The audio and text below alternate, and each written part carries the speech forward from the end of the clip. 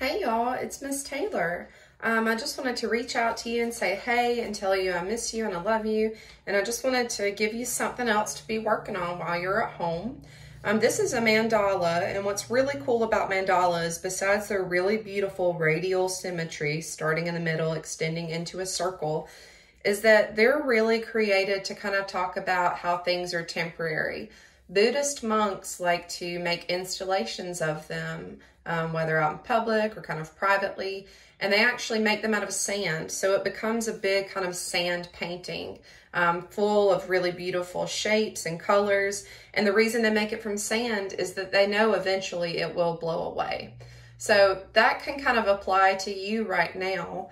You know, you're stuck at home. I know this is a really hard time for all of us. We're all kind of going through different things. But I just want you to know, it is temporary. And I really want you to be using this time for you to get closer with your family, to work on things that make you happy. You know, we rarely ever have time where we don't have as many distractions as right now. So this is a wonderful time for you to be working on your art. So I'm going to show you how to create this mandala. What I'm going to do first is I'm starting on a piece of 12 by 12 paper, so 12 inches by 12 inches. Some of you may have just a regular old sketchbook. So this is just an example of mine. I use it for just kind of taking paper out of. That's why it's all kind of been up here. But say you have something that's kind of small like this, as long as you cut it into a square. So this is 6 by 8 inches. So, as long as you cut a couple inches off down here, you can make a very tiny version of what I'm doing. It does not matter what size paper you use, but this is the size paper I went with. All right, so first step that I do, I have to make an X on my paper to find the center. What we're going to be trying to do is make our pie pieces. That's our first step. Then we're going to create a sort of prototype, like a sort of design that we're going to have over and over. And then we're going to trace it, and then you're going to get to use color. This will work whether you want to do paint, whether you want to do colored pencil, watercolor. You could even probably try it with graphite. I'm sure that would work too. You just have to do different values. So first thing we're going to do is find the X of the paper, or the center of the paper with an X. So I'm going to put my ruler at one corner and the other corner. And then I'm going to just draw a very light pencil line from one end to the other. So that's my first step. Next step, I'm going to do the same exact thing, one end to the other. I'm drawing pretty lightly because I want to actually use this one for, one of my own that I'm working on. This has just been something that's been really fun for me to work on at home. So you see that line was a lot darker, which is good for you because you're able to see it. All right, so you can see the middle of my paper now. I found the middle. The reason why I wanted to do that is so that when I use, I'm going to be using a compass. You do not have to.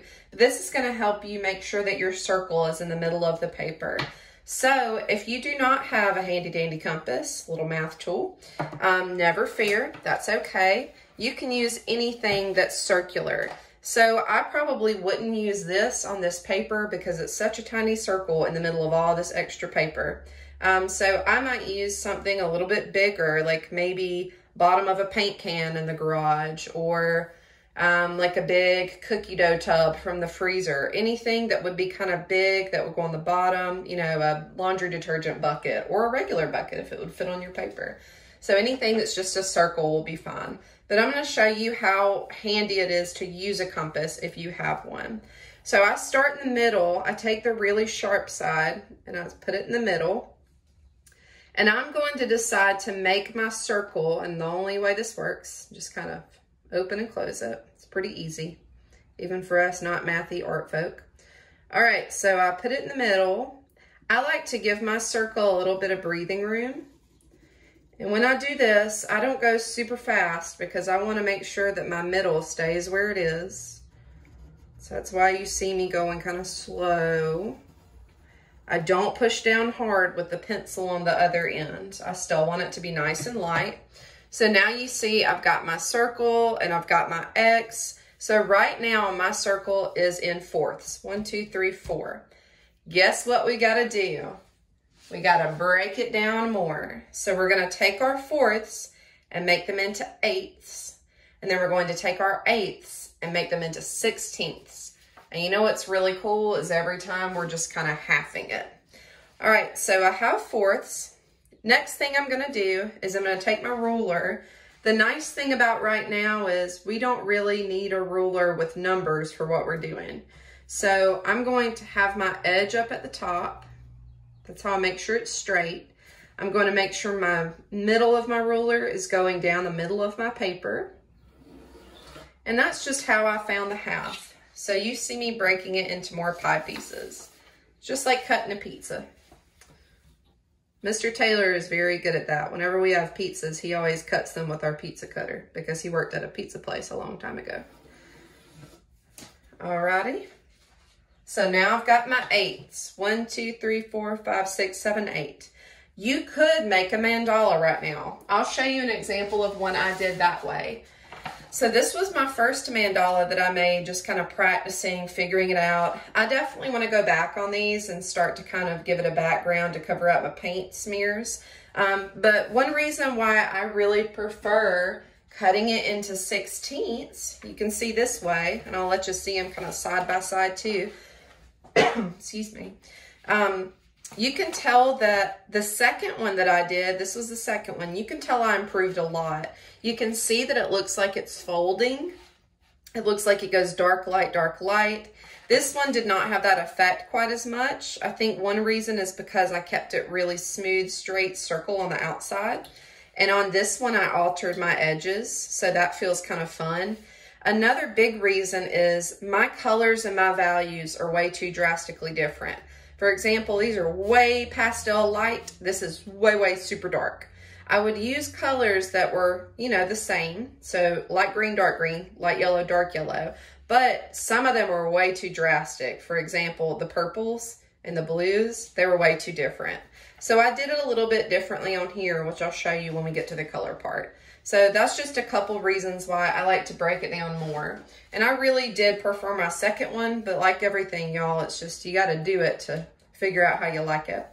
All right, so how I'm going to break this down into sixteenths, I'm going to show you the way that works best for me. You may be mathier than me, not a surprise, but you may know an easier way, especially if you've been taking geometry or some kind of math so far. All right, so I'm going to measure one end to the other, excuse me. So I'm going to put down my little needle and I'm going to measure this. So that's my measurement of my outside of my pie piece. I need that so I can split this into two because I have to find the middle so that I can make it even. So I found this measurement, and what I do is I do need the ruler with the numbers for this part. So before you could have used, sorry, I'm going to use a different scrap of paper.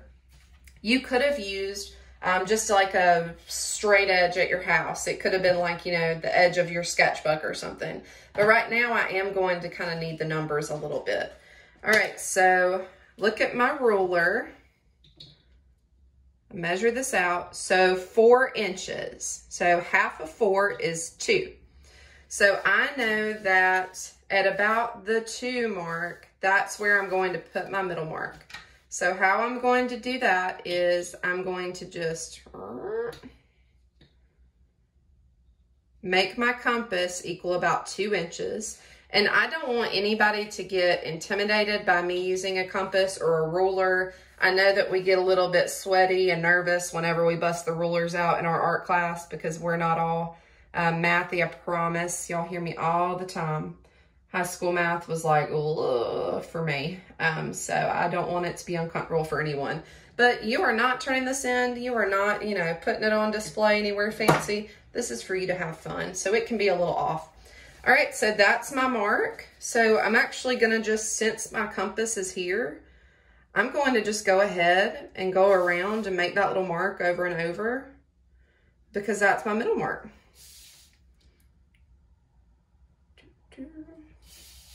Very fun to do, just listening to music or having a TV show in the background. something that I've enjoyed doing lately on our spring break at home, or staycation. All right. Okay, so now I've got my middle marks through. And the best way I've found to sort of make that really nice 16th edge is start your ruler in the middle and make it meet that mark. So I start it in the middle and make it meet that mark. I go very light, and that's my 16th. So I've made a couple within that one little shape.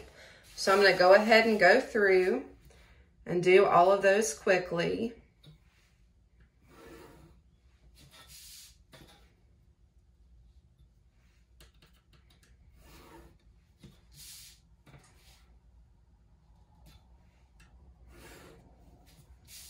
I'm drawing kind of dark right now, more than I would normally.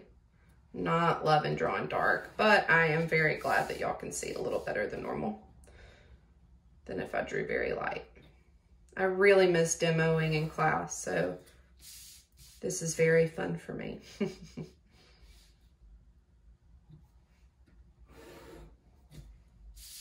Okay.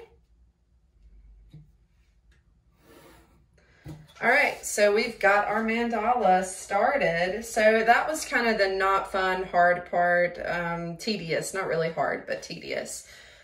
So now we get to start kind of thinking about the fun part, which is going to be, what will your mandala look like? So a trick to doing this part, I'm gonna show you on here with my clean paper. I just grabbed a clean scrap piece of paper. It doesn't matter what the back really looks like. I've got my front that I'm gonna have. You are going to need to work on the front and back, so I'll try to use a piece that's just not kind of drawn on the back. All right, so I'm going to try to make sure that I have made my pie pieces, check. Now I'm going to create the design. All right, so I'm going to start by, again, taking that measurement. That was 2 inches. Okay. And I'm gonna just kind of start over here. I like to try to not use up all my paper and draw in the middle. So I make a mark there. I make a mark here. And what I'm doing right now is I'm making sort of a little template so that I can use it in each one. So the thing I'm cutting right now is going to basically be one of these that I use to kind of trace over and over. So I've got my 2 pieces, my 2 edges, I mean. Now I'm gonna go and measure from the middle to the end.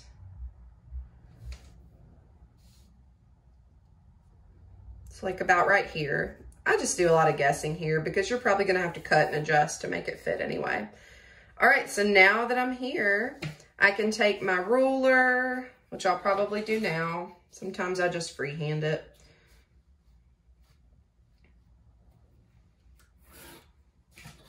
Okay. I'm making my little extra piece now. Boop. And I kind of just connect them like that. All right, so I'm going to cut it.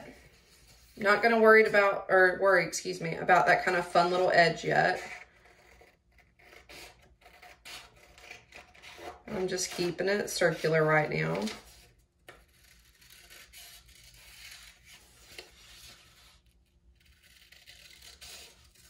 A lot of times these do not work out perfectly for me the first time. That is okay.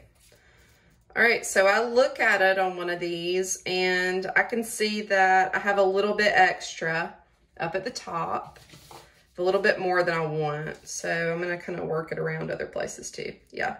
So at this point, this is where you just gotta kind of eyeball it. Gotta make sure, I've got a little extra on the side too.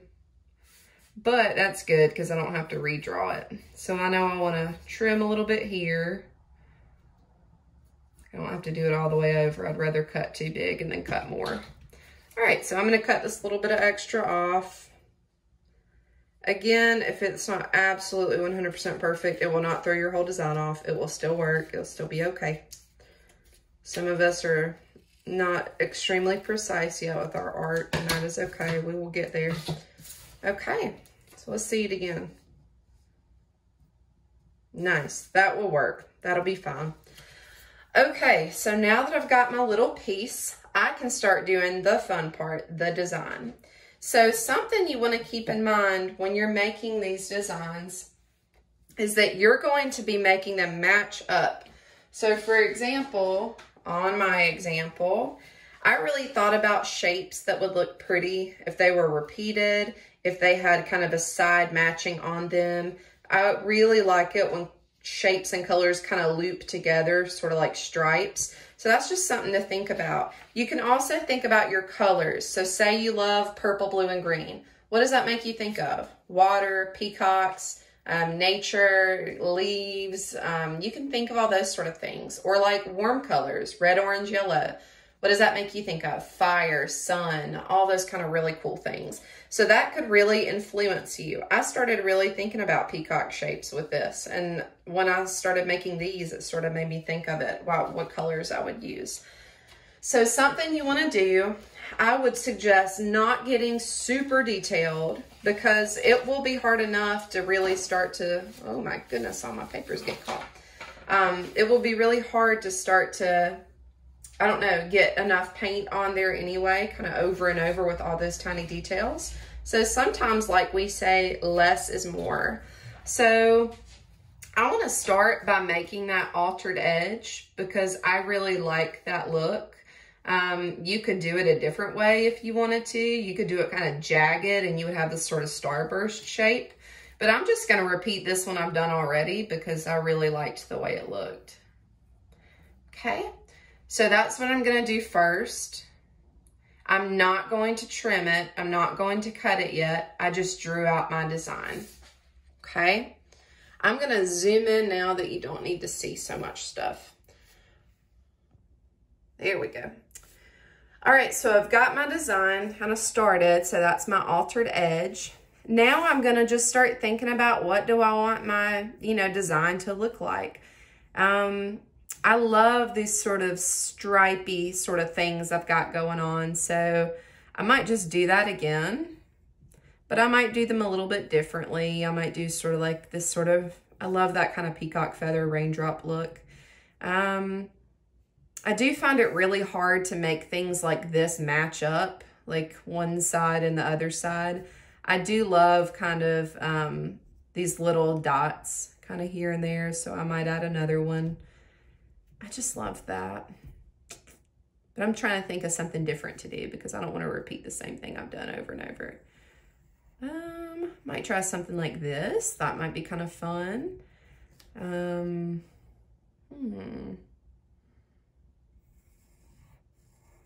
Ooh, something like that. And see, I say stay simple and then I start getting all really into it. I do really like putting something down here at the bottom. Sort of like in this little area. So might do something kind of fun like that. And then I always just kind of add a little something to the middle so that when it repeats, it gets really pretty.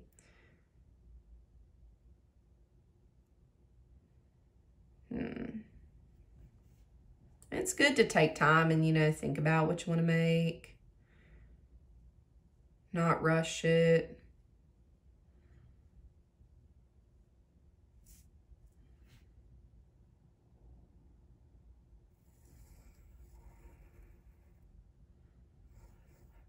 So lots of those kind of peacock looks to it. Oh, I might make like a little diamond right here. I think that would be fun. Then maybe a smaller one in the middle. Okay. And I think that's plenty for me. That gives me lots to draw, lots to choose from kind of with my design. If I feel like I need to fill more space, I can always, put some little things there. That's something I can just do kind of at the end too.